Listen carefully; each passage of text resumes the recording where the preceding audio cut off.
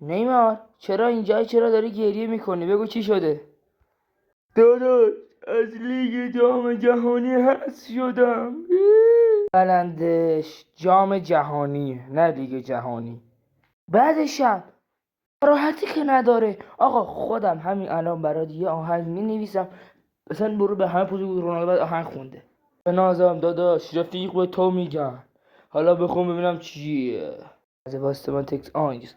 شاعر میگه که نیمار همش همینه، یه تخته یه گاز میگازه، حالا نیمار داره میریزه، نیمار داره میریزه، حالا نیمار داره میریزه، حالا نیمار داره میریزه. این چی بود تو خوندی؟ دلم بدتر گریهش گرفت. خدا لعنتت کنه. حد نباش، دنیا دو روزه. تو هم حالا یه کسخلی این وسط داری ان میاری دیگه.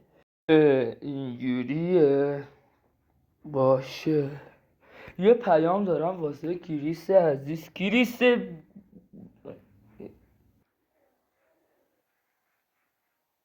مادر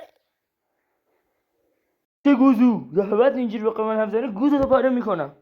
چی کارت آقا؟ بچه ها مرسی که تا آخر این ویدیو همراه ما بودید. لایک کامنت سابسکرایب یادتون نره و اگه از ادامه این ویدیو خوشتون من قطعا تو کامنت جواب همتون رو میدم. دوستتون دارم بچه ها. فعلا.